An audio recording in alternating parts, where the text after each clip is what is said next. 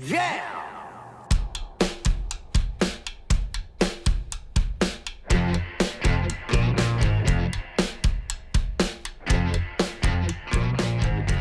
Hello, everybody. This is Josh Williams, and you're listening to the One Man Podcast, episode number one. Finally, episode number one is finally here for Wednesday, May 17th, 2017.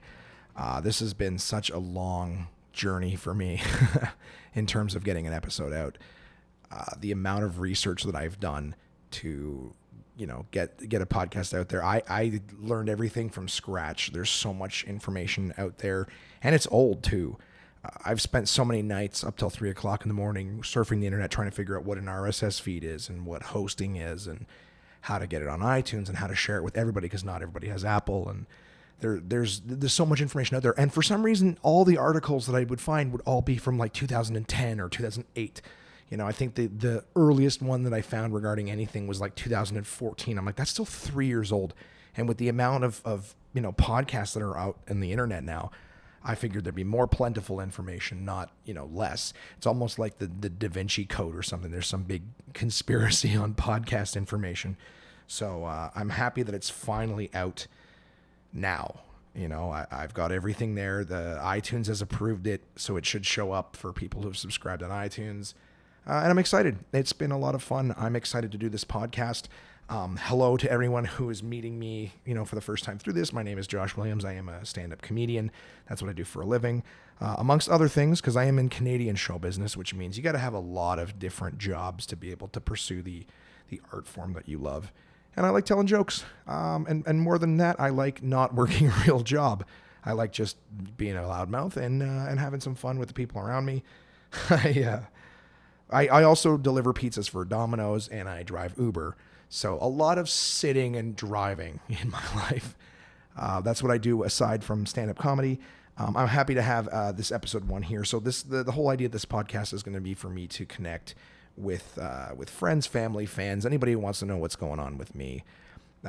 What I just did, what I got coming up, what's going on in my day-to-day life. If you guys want to ask me anything, I really toiled with this whole first episode thing. Episode one, there's a lot of pressure on it. And if anyone listened to the trailer for this that I put out, I put it out because iTunes, you need something to put out to the universe before you can start sharing and whatnot. Part of this whole learning process. And I didn't want to have an episode one and have really nowhere to put it or no grounds or anything like that. Again, very complicated for me. If you look at me, I'm a fat guy with glasses. You would think that I would be all about the internet and knowing where things go. But surprisingly not. It was really hard for me to figure out a lot of stuff. And all the videos that I would watch, they'd be like, let's just say like everything had 5 steps as an example, just a nice round number, 5 steps. 4 of them they would describe real easy, nice and simple to do. And then 1 step would be like, and then you just do this.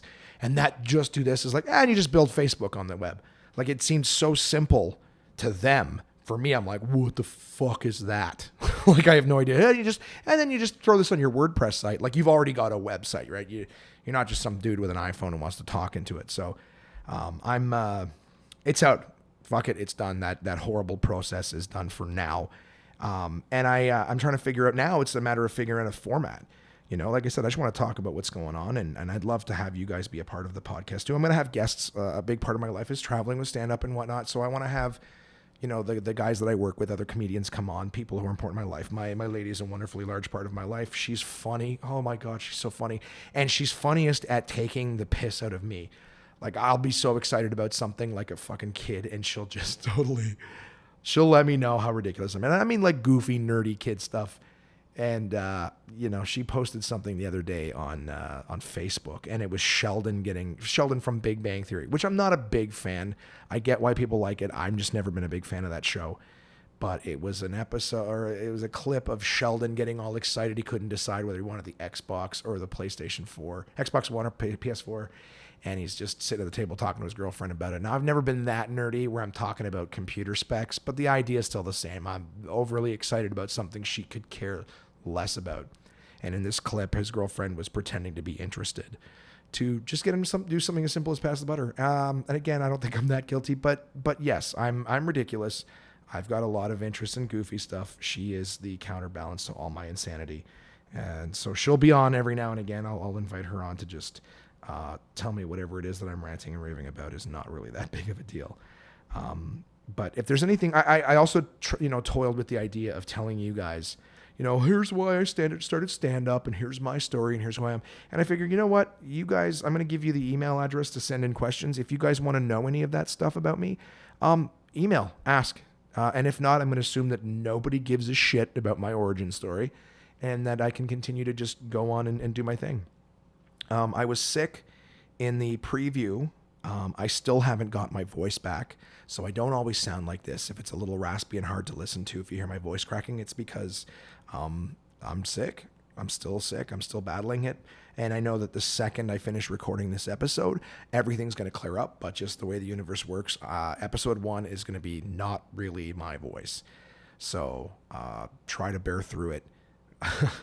and we're going to go from there. I was listening to the first episode that I did, and man, do I ever go a lot.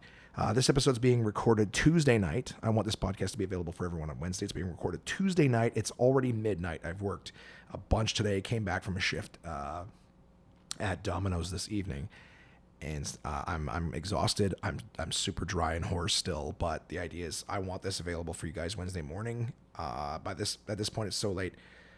If I don't record it now, it's not going to get recorded till noon tomorrow. And if iTunes takes 7-8 hours, as I've somewhat learned it may, once I upload it, you're not going to get it till Wednesday night or Thursday, the 6 people who subscribed.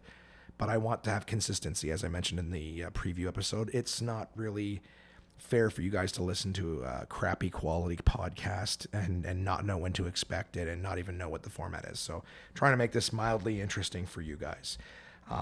We're 7 minutes in, and I don't even know if I've said anything yet. So hopefully this gets fun and we kick it off. So the email address is contact@onemanpodcast.com. So if you guys want to hear anything that I haven't mentioned, about my past and why I started stand up and what I do, or anything that you want to know that I have not addressed at any point in this podcast, let me know. Email me. Ask. I don't care what the question. We'll get it out there. I just want to make you guys, happy in terms of, why you listen to this and be entertained. I don't know if I mentioned this already. If I did, I'm a bit of a broken record. Like I said, it's getting kind of late. I noticed in the preview how many times I say, and I actually looked it up. It was one of the things that I looked up this week in preparation for episode number 1. And it turns out it's a form of just not being prepared, which is absolutely true. It was late. I wanted to get something recorded, and I just threw it out there. There was a lot of ums and ahs. There are some in this one. I'm trying to be very, very aware, but if I have no direction where I'm trying to I was shaming myself all week. But yeah, if I have no direction, if I don't really know where I'm going with what I'm saying, there'll be uhs and ums and so I'm working on that. I'll try to get that out. I'll try to start doing these podcasts earlier in the night, so they're not goofy and shitty and me just stammering all over myself. So with more format and things like that, there'll be more direction to this going forward. Okay, so let's start having fun at this point. Enough talking. The podcast is being made. We've got some structure. I want to take a second and just say congratulations to very important people in my life. My 2 best friends this year have had babies. Jimmy has had a baby and Mika have had a baby. They did not have them together. My 2 buddies had them with their wives. So just a quick congratulations to Jimmy and Alex. They had a kid, and Mika and Mel also had kids. So for the next year, I am not going to want to spend any time hanging out with those guys because they are going to be all about babies, and I'm an idiot. I don't want to touch it or hold it because I'm afraid I'm going to break it. I don't want to see pictures. I do want to see pictures, but they all look the same. They got shriveled little faces and they're red all the time. They look like me after a flight of stairs.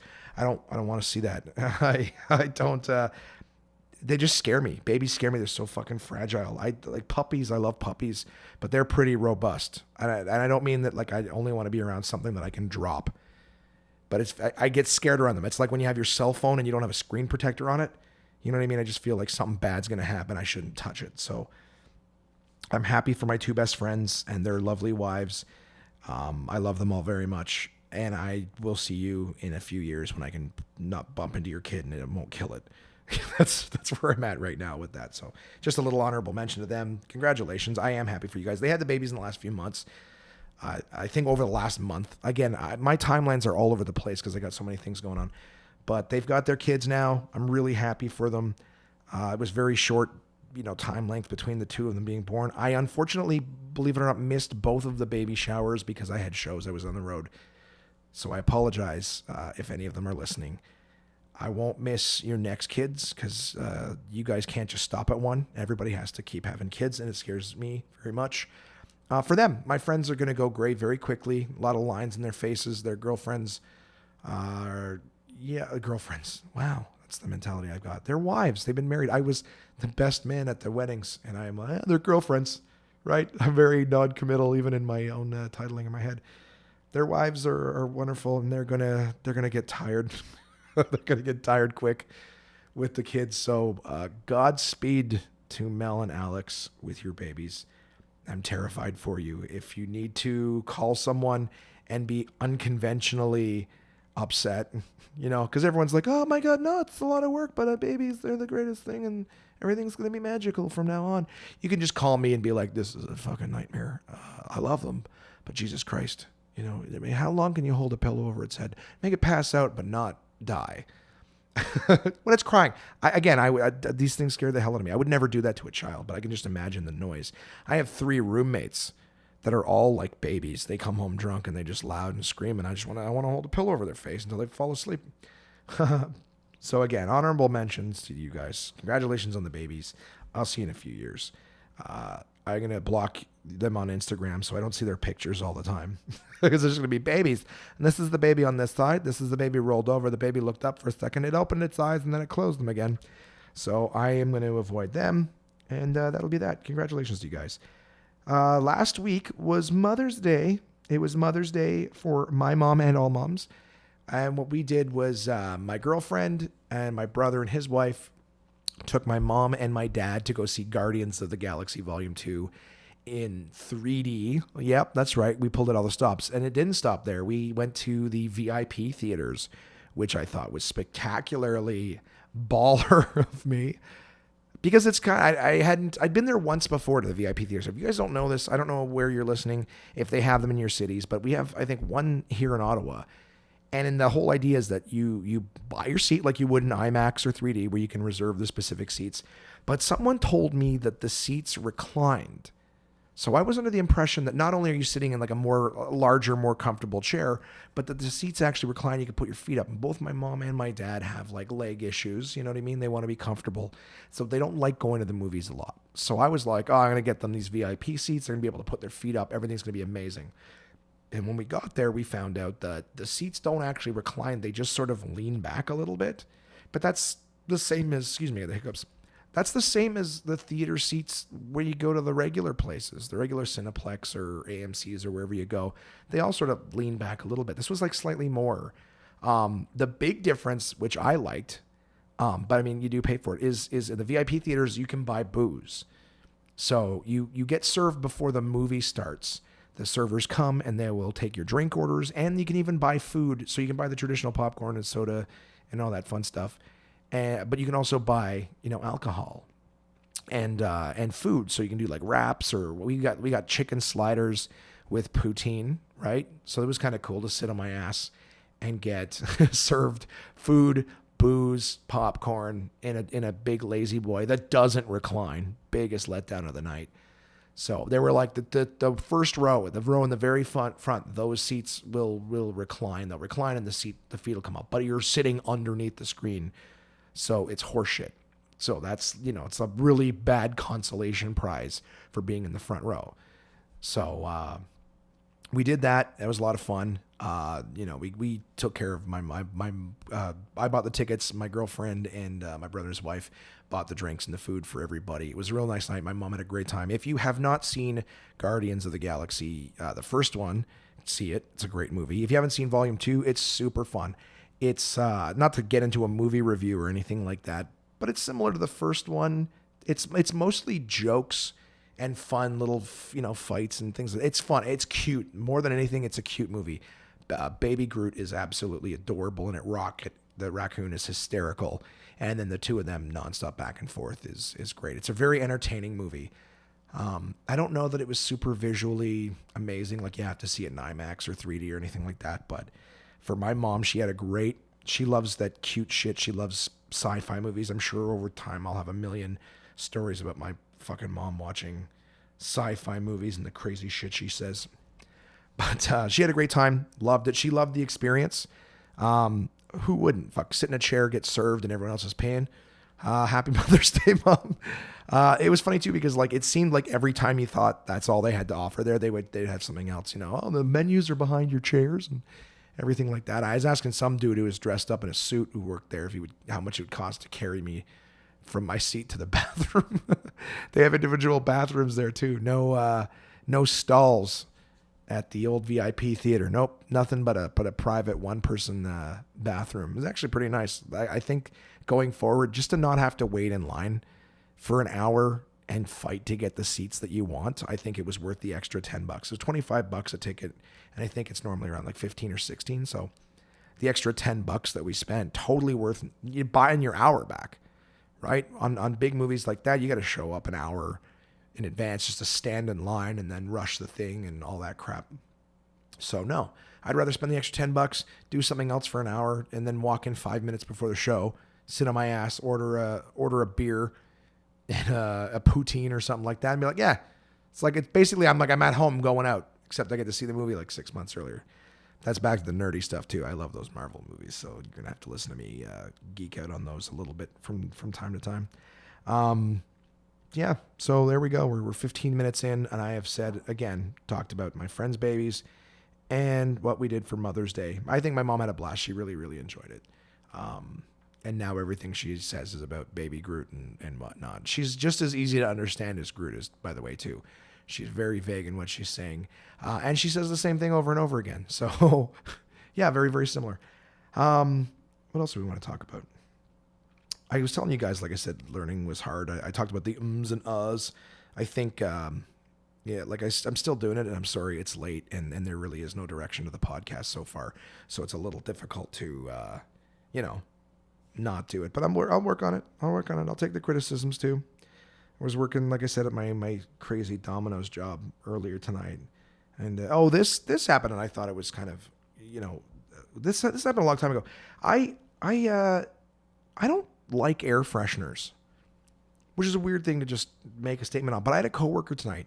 I guess when my shift started, a bunch of people came in at the same time, and one of my coworkers went into the bathroom, number 2, and one of my coworkers was like, "Oh my God, it smells in there. I don't want to go in," which is a normal reaction to someone going to the bathroom. But she's like, "Oh, I'm going to get some air freshener," and that's something that has irked me for a long time. Is just the whole air freshener thing. I guess I get the concept, and I've used them before, but I had this friend a long time ago. I used to work for Future Shop, big electronics store like Best Buy, and I remember a friend of mine. We used to work all day, you know what I mean. And at the end of the day, I had a plasma TV. I worked in the home theater department, and I bought a plasma back when nobody had them. They were several $1,000s, but I worked there. I found a good deal, staff price when something's cost went real low, and I bought one. So a buddy of mine from the department, we used to hang out after work, and I'd buy the movies as they came out, Blu-ray. So I think it was even before Blu-ray, and we'd hang out and watch them. But after standing on the floor for 8 hours a day, this guy had the worst smelling feet. Sweet human being, but his feet, I don't even know how to. It's almost like he was making wine out of corpses. Do you know what I mean? Just foot mashing the dead. It smelled horrible, and I'd like to think that I'm a pretty nice guy. It doesn't really sound like it after that description, but I'd like to think that I'm a pretty nice guy.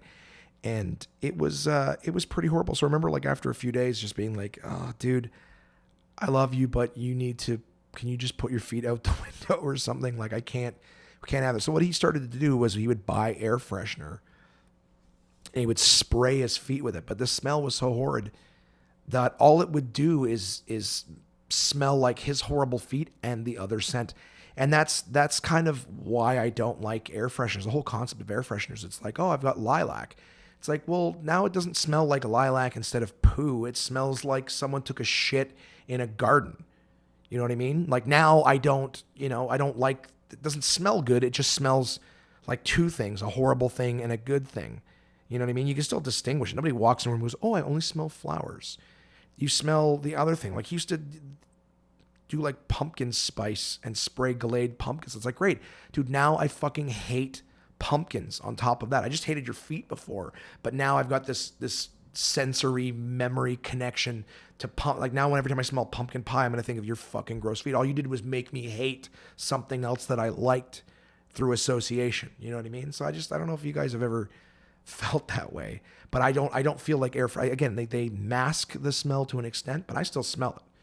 Maybe I just have a really good nose or something, but it doesn't work. I just go, hey, if you want me to hate another smell too, go ahead and spray it in the room. Cause, I'd rather just endure the poo. You know what I mean? Let me do that. Let me not hate, apple pie, apple cinnamon. I like my oatmeal. I don't want to wake up in the morning and feel like I'm in the bathroom when I'm having breakfast. Maybe just a weird thing, but that's, I've never got it. And I don't plan to. I don't want to fucking know it. This weekend's going to be interesting. I don't have any shows this weekend. I don't think I do. Oh yeah, we got one out in Canada. There's a new bar that's been doing a show with one of the clubs that I work at here, and it's a work in progress. I will tell you that. One of the downsides of stand-up comedy is not every show you do is like walking into a pristine club and it's just perfect for comedy. Sometimes you're fighting with other stuff.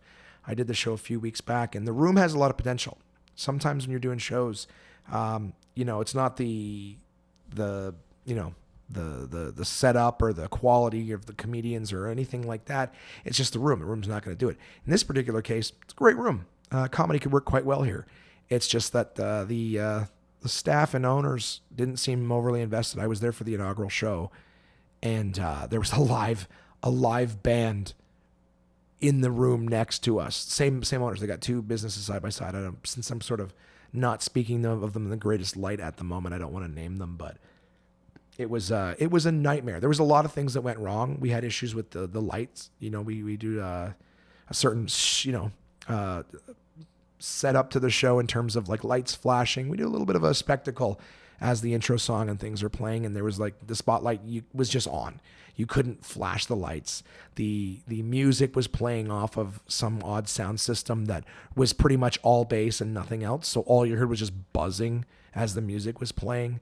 We finally got the show started, and it went okay for about 5 minutes until the live band next door started playing. They started serving food. Sorry about that. I'm just trying to remember what happened. They served food right at the beginning of the show. Now that sounds like, oh, what's the big deal? There's a lot of food served at clubs. A lot of it tends to be finger foods and served in baskets and things like that. And the reason being is just a lot of noise. If you're performing on stage, you don't want to have, 100 forks and knives hitting plates while you're performing. No one's going to hear you. People's food comes, they get excited about the food, and understandably so. But on top of that, if everyone's being fed at the same time, forks and knives hitting plates, forget it. They can't hear you. They're not listening. They're more interested in the food, and it makes for a bad show. So that happened with this inaugural show. Pretty much, if I went through a checklist of all the things that might make for a worse time, we hit 90% of them. This was nightmare gig with honors. On this night. So they fixed it up. They've done it twice since with better results, and I'm going back for show number 4 to help out because we're still trying to solidify this particular partnership they've got. So I had a good time the first time I was there in terms of the audience. The audience had a good time, but they it could have been a lot better. The difference between looking like a Timbits hockey game, which is like, oh, the kids had fun and the adults were drunk, so it was good. The difference between looking like Timbits or, oh, that's a pro team up there and we've got a real show in front of us. So I'll be doing that on Friday. I'm looking forward to seeing the room and how it's evolved. It's going to be a real staple in Ottawa, and it gives the west end of the city some comedy, just because there's not a lot of comedy clubs. And I think I got a question that was sent in this week, which I'll read later, but it basically addresses that. It's curious about all the different things going on with stand-up comedy, and why is there not like a lot of comedy in the cities and stuff like that. So I'll read that a little bit later on. It's also the girlfriend's birthday this week. My lady, her birthday is on Sunday, if I'm not mistaken. And I have taken it upon myself to surprise her for what we're doing for her birthday, but more so in the sense that just not having to plan anything. Like, her and I are pretty good in terms of planning stuff. I know what she likes. She knows what I like. So I don't think either one of us has been, disappointed with,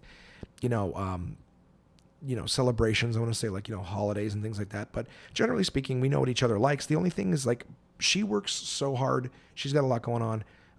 And as do I. We don't live together. The weekends are our time together. So it's almost like it's not that it's an afterthought. We know we're getting together, but it's hard to think of shit to do. And anyone listening, I'm pretty sure if you're in that same relationship thing where you get together once or twice a week, or even if you live together and once a week you have the opportunity to have a date night or something like that, it's planned to be together, but doing it is an afterthought, at least from some of the people I've thought. And I basically wanted to take all the guesswork out because we spend so much time going, well, do you want to do this or do you want to do that? I don't care. What do you want to do? And so we lose a lot of time to the discussion, and we're both making decisions all day, every day with things. So like the last thing we want to do is start, humming and hawing about what to do. So for her birthday, the biggest thing that I could do is I go, you know what? You don't have to decide anything. Leave it to me. I'm going to take care of it. We're going to go out. We're going to do something for your birthday. Or stay in, either way. So she doesn't know if we're staying in. She doesn't know if we're going out. I've got a couple little ideas planned, nothing spectacular. I was all over the map. Just as much as I was trying to research this stupid podcast, I was trying to figure out something that would be fun for her birthday, something that she, hasn't done before. And I'm kind of excited with some of the ideas that I've come up with. I'm going to pamper her a little bit. I'm not going to cheat and tell everybody because she's going to listen to this. She's very supportive, and I'm not fucking letting the cat out of the bag on the podcast. So you're just going to have to fucking wait, honey. And I'll tell you guys next week, what I ended up doing. So looking forward to that this weekend for the lady's birthday. I might go see a movie too. Going to see movies is always fun. Do the whole VIP thing. I talked to her today, and she was like, yeah, I like the Guardians, but wasn't really impressed with the seats, and I don't give a fuck about eating the seats, because again, that wasn't part of it, right? You don't get free food or anything. You got to pay for all that shit on top. So you go see a movie for $50 or own it twice on Blu-ray when it comes out. So we might do a movie for her birthday. Might cook for her. I'm not much of a cook. I hope she likes craft dinner. No, I wouldn't do that. It'll be something fun for her birthday. I'm working on one of the things that this podcast is fun for is that I get an opportunity to sort of talk some things out, little ideas I've had, little, doings.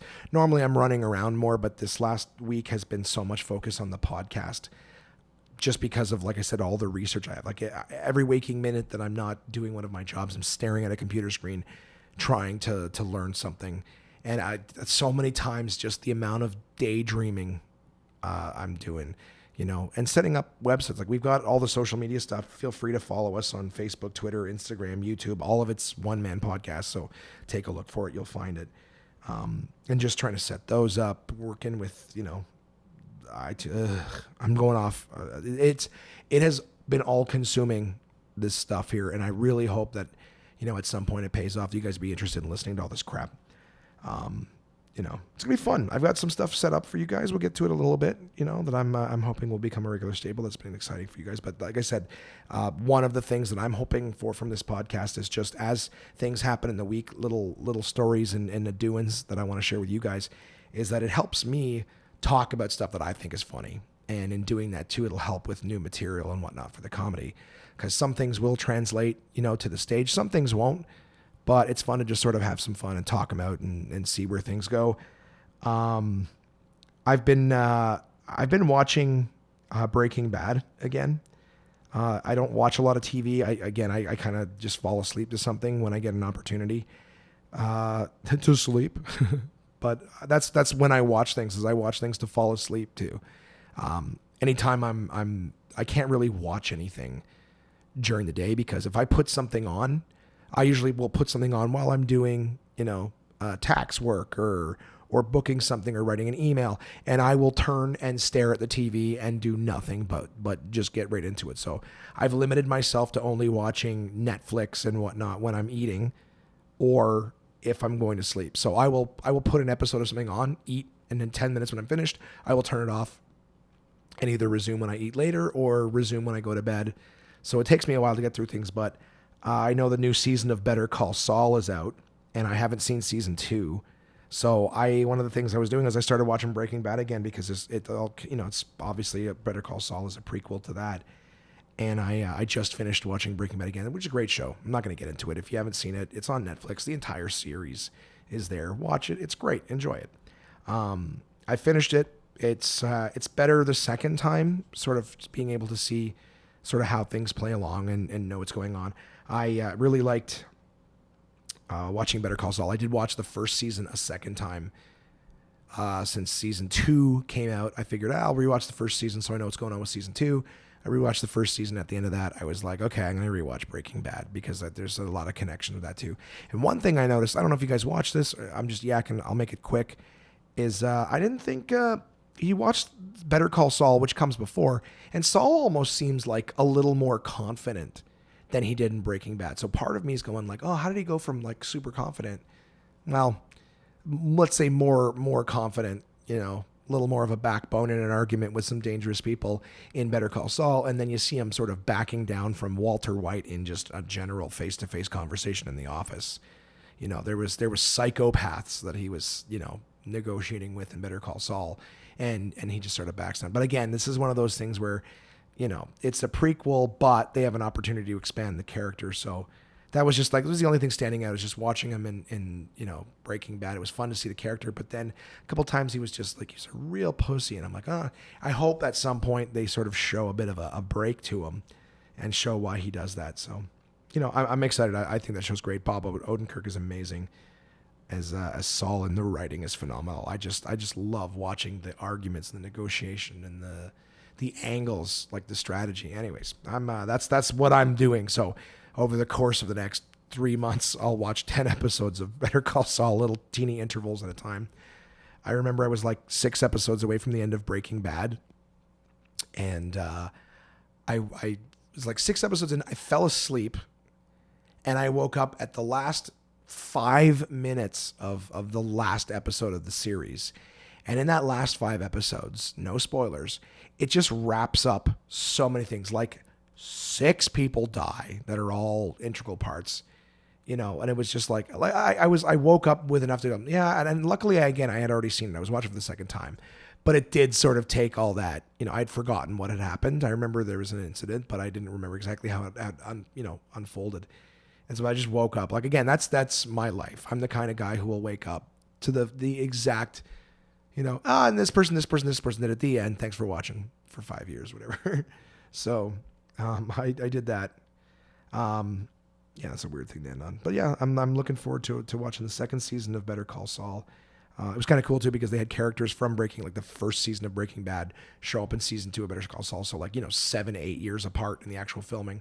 But for me, watching a couple episodes and then starting Breaking Bad, I saw the same characters, within an hour of each other. So that was fun. Watch it. Watch Better Call Saul. It's free if you pay for Netflix.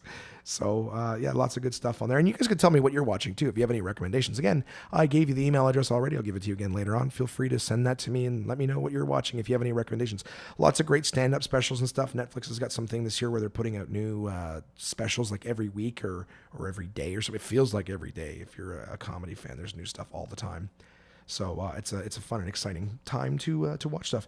I'm also reading George Carlin's Last Words.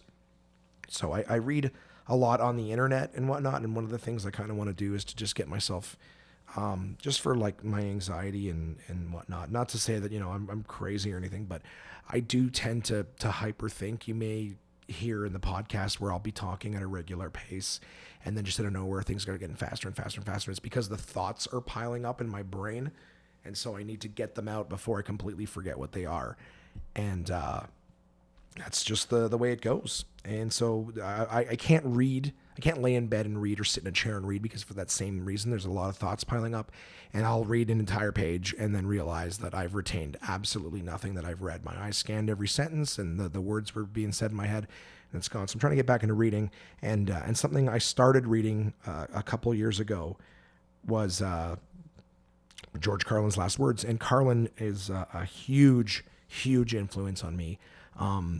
I don't want to get too deep into it on this podcast because I could talk about it for a long time, but George Carlin was not just one of the first people that, I don't think he inspired me to do comedy. George Carlin, I just connected with him because I remember when I was young, I used to feel really like out of place with certain thoughts. And by that, I just mean like, things about, religion, like the big questions, religion, politics, just general taboo conversations. I remember like having questions about stuff and people would sort of give you that dismissive answer. And I was like, well, what do you mean? That's just the way it is and stuff. And so I remember, just feeling really out of place. I felt weird because a lot of people seemed comfortable with ideas and whatnot, and I wasn't. And I remember I was really young. I think I was like 13 or 14, and feeling just like a sort of a comedian, right? Like obnoxious and this guy just likes to argue. And I didn't like. I was curious. That's something. Another comedian said to me that she sort of sums up comedians as having this insatiable curiosity to just accept the answer. That's just the way things are. Isn't really something that's good enough for a comedian, because we like to explore. We like to uncover the truth and stuff. And I remember when I was young, like 14 or 15, and one night my mom was like, "Oh, George Carlin is on, Bravo." And I didn't know who that was, but, she seemed excited to tell us. So came running out and I saw him and I was like, "Oh shit, that's the Mr. Conductor from Shining Time Station and Rufus from Bill and Ted's Excellent Adventure." I knew who he was in that regard very, very well. And it was one of his specials, his HBO specials. And he was just about to do the 7 words you can't say on TV. And I'll never forget it. It was so funny to listen to him, and I was like, "Holy shit, he's cursing!" I'd never seen him in anything but PG stuff. He was cursing a lot, and I think that night there was like a marathon of all of his specials. But I remember listening to him talk about everything. He was talking about religion and talking about politics, and I remember sitting there going like, "Yes," just feeling like not only was he talking about things that I was trying to get answers on, but he was making sense. All these people who were saying this is the way it is, and it never really made sense to me. Not only was he saying this is why, this is this and this is that about this, and here's why people tell you that that's just the way it is, and da da da. And I was like, oh, I remember just feeling so, I don't want it to sound way too, profound or ridiculous, but the truth of the matter is, it was one of the first times in my entire life that I felt okay having, sort of the perspectives and that curiosity, because for a long time I felt like it was not okay to be curious, to ask hard questions and to look at things differently than the way everybody else wanted you to. So, I connected real big with George Carlin, and I had a chance to meet him. My mom bought me a ticket to see him in Ottawa. I think it was my 18th birthday. He was in the town on my birthday. My family was not really well off, and the tickets were expensive. Not crazy expensive, but they were expensive. And she was, she didn't really have the money to send me, but she saw what date he was going to be in town. It was on my birthday. It was one of those, it's too perfect. And I spent the week on the phone with the venue trying to get, hey, is it okay if I meet him? I just want an autograph or a picture. I won't bother him. And I think night of, they gave me the okay, like, okay, well, when you get there, ask to speak with this person. They'll ask him, and that's the best we can do at this point. And luckily when I got there, I asked the person, they went down the hall, and I just remember thinking like, oh, I don't know if this is going to happen. And the woman poked her head out of the door at the end of this big long hallway, and she just sort of gave us the whole come here, finger. And we went in and we met with them. This was between shows. And at the time, I didn't realize how big of a deal this is. But when you're a comic and you're doing 2 shows and you're doing as much time as George was, it's you really value that break in between shows. And he spent a good 10, 15 minutes just chatting with us. He signed a DVD collection I bought, took some pictures with us, chatted with us. And I had never dreamed of being a comedian at this point. And I think that's a good thing, because if I was a comic, one of the things that we do is you tend to want to, pitch your jokes to your heroes and, ask them about being, I was glad that I just had an opportunity to meet him and just be a genuine person who was a fan of his work. So yeah, getting back to the book, this book is about his life. It was published after he died by a friend of his. And I wish I'd put the note here because I feel like a piece of shit. But it's a great book. It's called George Carlin's Last Words. I'm not finished it. I'm reading it now. It basically just talks about the early years of his life and him too, being raised in a Catholic family in a neighborhood.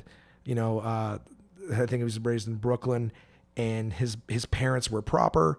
They wanted him to be proper. They wanted his brother to be proper. And it's one of those things, like, the more you try to push somebody into a mold, the more they'll surprise you and break that mold and do their own thing. And so I'm still reading about his early life. He was in the military for a while, got kicked into that. I've been in a lot of different situations, fired from a lot of different jobs and never really fit in where I was. And of course, George started doing stand-up, doing radio. and then started doing stand-up, and that's where I'm at in his life right now. Is he's doing comedy with another guy, Jack Burns. So, I know where it goes. We all know what ends up of George, but I'm curious to know more about sort of how he got there. Very exciting. He was Lenny Bruce was a big fan of his, and introduced him to his wife, I believe. I think I read that a while back. So like I said, I'm rereading this book that I started a long time ago. And George Carlin, last words, if you're interested in comedy, like George Carlin was one of the best. And this is, story of his life. So yeah, that's what's going on with me, at least for the time right now. I have a couple of sponsors, guys. I'm very excited to tell you that we have, right out of the gates, the One Man Podcast has 2 sponsors. And the first one is the Bathroom Readers Institute. That's the Uncle John's Bathroom Readers. Very excited to have them on the podcast. I want to tell you the story of how I actually found these books out. When I first moved out on my own, I had a good job, and I remember being at Chapters. I don't know what I was looking for. I was just sticking around at Chapters. And one of the things they were selling was the Uncle John's Bathroom Readers. I think like the monumental, big, colossal hardcover. And what these things are is they're like little, one-page either stories or fact sheets or, origins of something. I find them really funny, but they're really informative too. Like, it's just like, again, the whole idea is you go into the bathroom, you read, which is weird to me. You know what I mean? Like, I'm all business in there. I don't want to be in that room. So I'm in, I'm out. Thank you very much. But these books are basically, the whole idea is that they're short reads. And I think going back to that, that too many thoughts in my head at one time, I think one of the things I liked about these books is the fact that you could read 1 or 2 pages and pass out, and you finished it. There was a sense of accomplishment. You finished 1 or 2 pages and you're finished that thing. You're good. I still do that thing now when I'm reading, where I count the pages till the end of the chapter, so I know how much longer I have left before I can stop. So these bathroom readers, I remember being at Chapters and I saw one, didn't know what it was. I took a look at it because it was being promoted. And I was just like, oh, this thing seems interesting. I've just got my first apartment, and it might be nice to have a little reading material for my guests. So why not get one of these bathroom readers? And ever since I've been a big fan of them. I buy them regularly. And I actually thought that since we're doing this podcast and we don't have an opportunity, I don't have like any segments or anything like that, no staples that we can look for on a regular basis, shy of me talking about myself. I figured, what, maybe I would read you guys, something out of one of these bathroom readers, read you one of the little, excerpts or whatever, a sample, a nugget, if you will, from bathroom readers. So I reached out to the Bathroom Readers Association, or Institute, the Bathroom Readers Institute from Uncle John's. And I asked them if they wanted to partner with me, if they'd be interested in allowing me to read them on the air and being a part of it. So I want to thank portablepress.com for giving me permission to read their stuff. They are kind enough to be sending us more content. So they'll be sending us some books and things like that to be a part of it. So this is going to be the inaugural Uncle John's Bathroom Reader. And I'm very excited to have them as a part. The excerpt today is from Uncle John's Heavy Duty Bathroom Reader. And this one page is called Embarrassed in the ER. All right.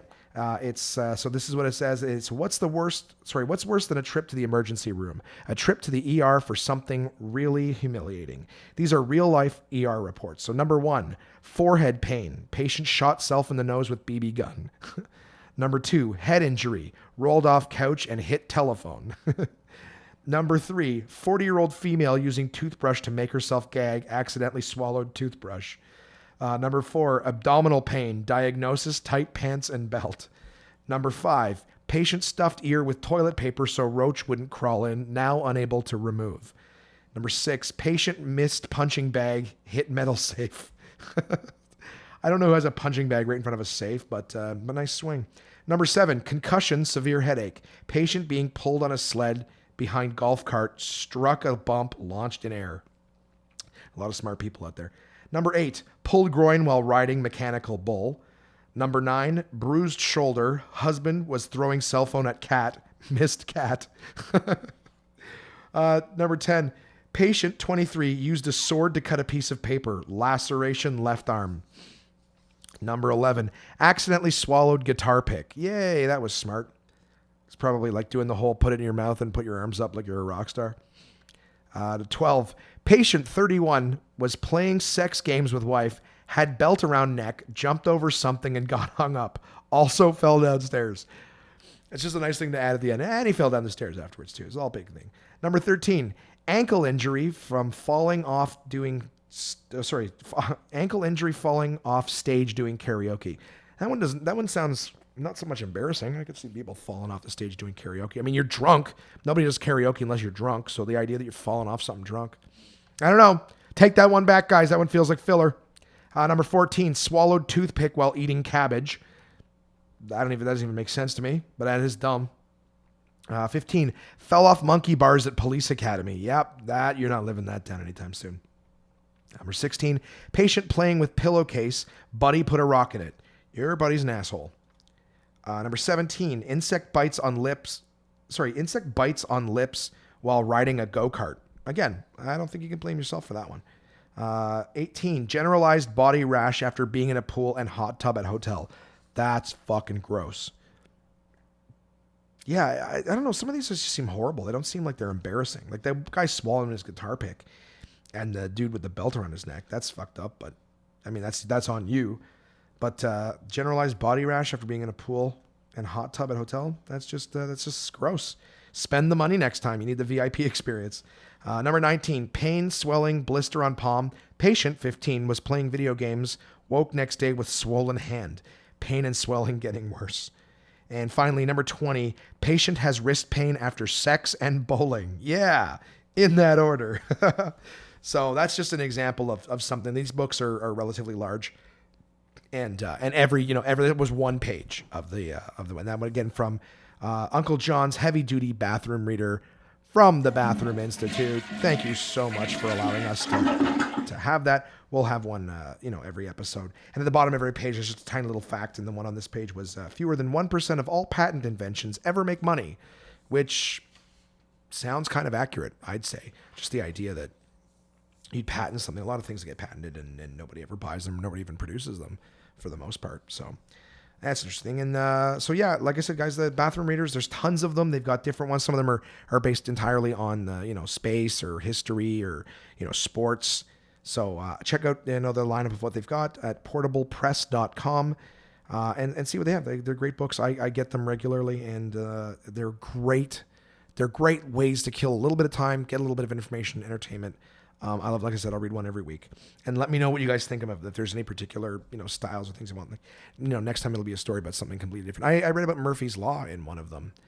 Just how that saying came about and what was actually, inspired it. A lot of cool stuff. So that'll be a staple. The other sponsor that we have is, hey, Absolute Comedy, the comedy club that is my home club here in Ottawa, where I started, earn my stripes and whatnot. And I travel, I tour. They have 3 clubs in Ontario, Absolute Comedy, Ottawa, Kingston, and Toronto. So if you're in any of those areas, be sure to check out Absolute Comedy.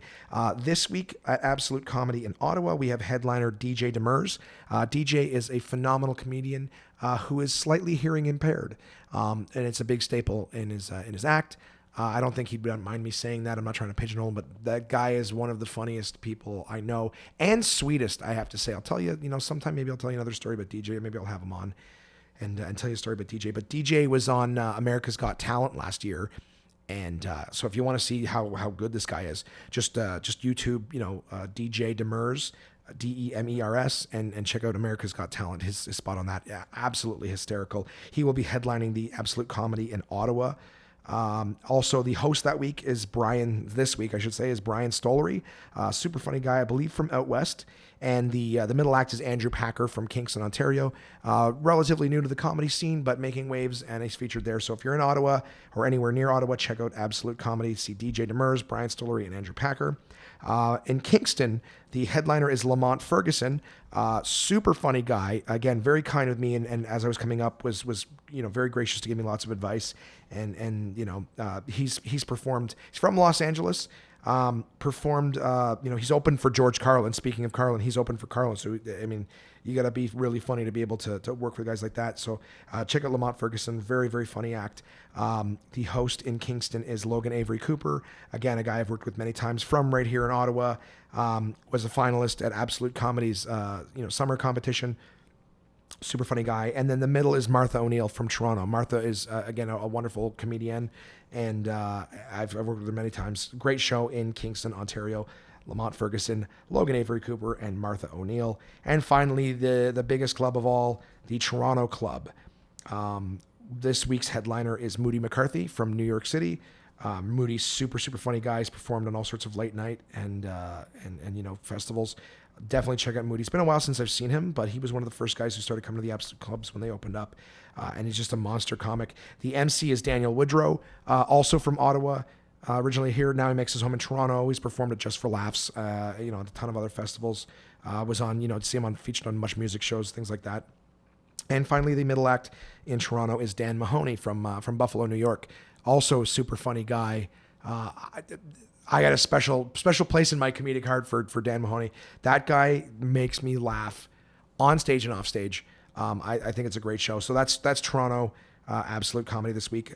Moody McCarthy, Daniel Woodrow, and Dan Mahoney featured there. If you want to know what's going on at any of these clubs, if you haven't had a chance to see live comedy, Absolute does it the absolute best. They're the Ottawa Club is open 7 days a week. One of the only comedy clubs in North America open 7 days a week, and it's because they have great shows all the time. So make sure you check out absolutecomedy.ca. You can check out all three clubs and their lineups there.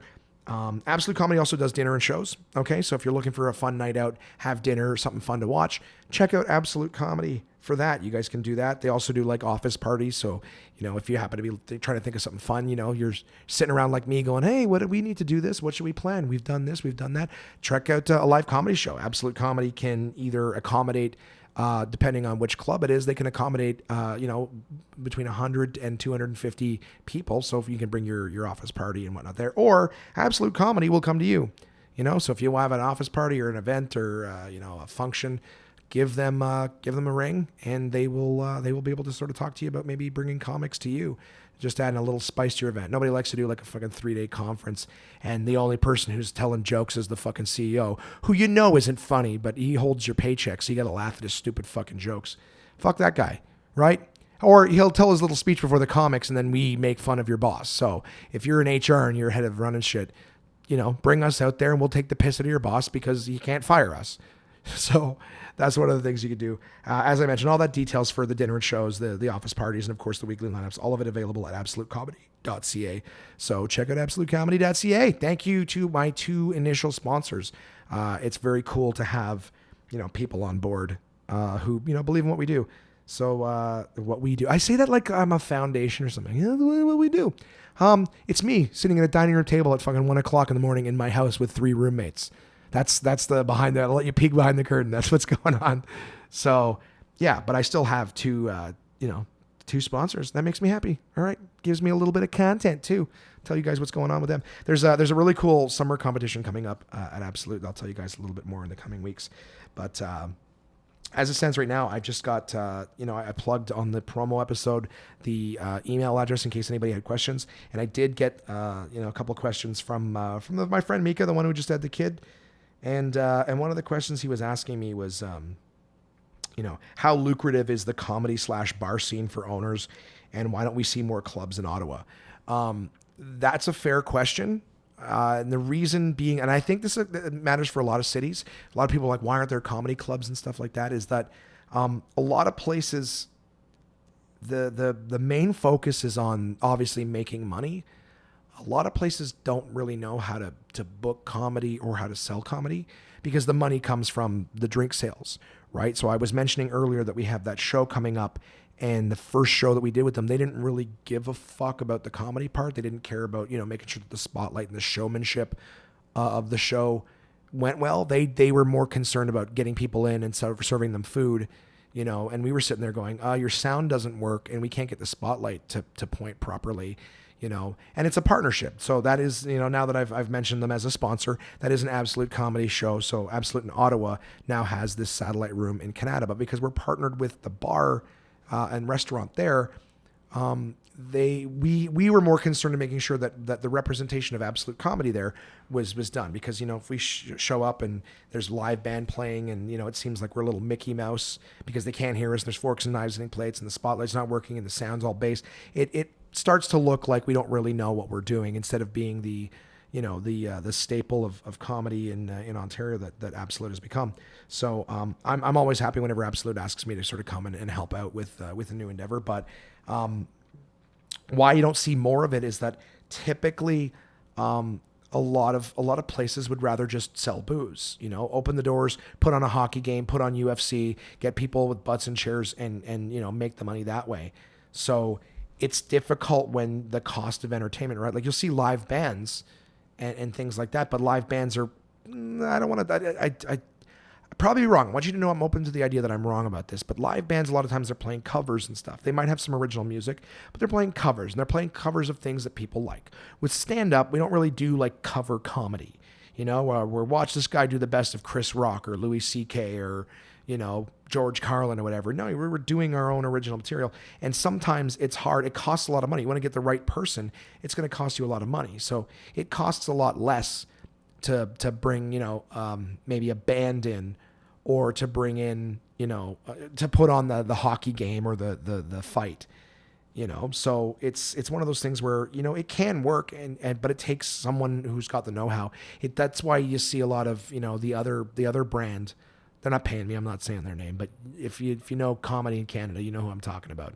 And they franchised a lot. So the whole idea is that people already. You've got a Rolodex of comedians. A lot of people wouldn't know the first thing to do to get a comic. They would have to pay the one night charge of bringing that comic in. There's, not a lot of comedians will live in a city where there's no comedy clubs. So it costs a lot of money to bring them in. And that's just one guy for whatever. So if your crowd doesn't like that one style of comedy, they got to go, oh, let's bring in a few guys in that. What does that cost? So the reason why a lot of places you're not going to see a lot of live comedy clubs is that A, there's not a big enough population to sustain it. And two, they don't have a lot of comedy options or a lot of comedy experience. So the best thing to do in towns like that is if you want more comedy is to talk to bars and things like that and suggest a comedy night and suggest that they reach out to a comedy club or a comedy booking agency and try to do a one shot, bring in a show for one night and see if they can fill the place up and sell it out. And we do a lot of shows like that at military bases and fundraisers and legions and stuff like that. We'll do a one night fundraiser and bring comedy in because it's something different. But when someone figures out how to solve it and be like, this is the secret, maybe we'll have a McDonald's of comedy in every city because it's just super, super fast foody and easy. But, that's, it's just one of those things for now. So enjoy the comedy you have and support the comedy clubs that do exist in your town because, that's what they need to stay. If nobody comes, they are expensive, in terms of bringing in talent and stuff. So make sure you go see them when they're there. Keep them doors open. You know what I'm saying? So yeah, I think we're getting close to the 57-minute mark. So I appreciate this has been an hour. I hope that you guys have enjoyed listening to some of it. I hope some of it's been funny. Again, as things going on, I apologize. Like I said, I'm sort of coming out of the haze of A, being sick, B, learning all this stuff podcast, just trying to put together a format. I think as we get a little more comfortable and it's just a matter of sort of connecting and hanging out and talking about fun stuff that's going on, I think we're going to find our stride. So I do appreciate you guys listening and bearing through this, bearing with me through this initial stage, as my ums and ahs and as that stuff sort of goes away. I'll keep shaming myself. Don't you worry. I'm just, I'll make sure I learn. All right. We're going to find a stride. We'll get to a point where we're having fun and there's not so much stuttering and stammering. And hey, maybe I'll do it when it's not 1 o'clock in the morning. Maybe I'll do this at 10 o'clock in the morning with a cup of coffee and a fresh outlook instead of a Jesus Christ, I have to get up and Uber in 4 hours mentality. But I think this is a good stopping point for podcast, the One Man Podcast episode number 1. I really appreciate anyone who has listened this far and is still, mildly entertained with it. As I mentioned off the top of the show, guys, send me questions, anything you want. Send me comments, ask me things. I don't care. I just want to interact with you guys and, make it fun for all of us, and we'll figure out where it is that we're going with the One Man Podcast. But that email address is contact@onemanpodcast.com. You can also reach us on Facebook, Twitter, Instagram, and YouTube. I don't know if I'll be reading YouTube comments, but you can reach us on all of them. It's just One Man Podcast. Throw that into the search bar. Find us. Like the pages. Follow us. All that fun stuff. As things happen throughout the course of the week, I will try to snap pictures of something goofy that has happened and just give little previews as to what we'll be talking about in the upcoming episodes. But I'm super, super glad to have had you guys here for the initial episode. I really appreciate you listening. Subscribe, all that fun stuff. And we will have another episode long with less ums and ahs next week. Thank you so much for listening. My name is Josh Williams. I love you all.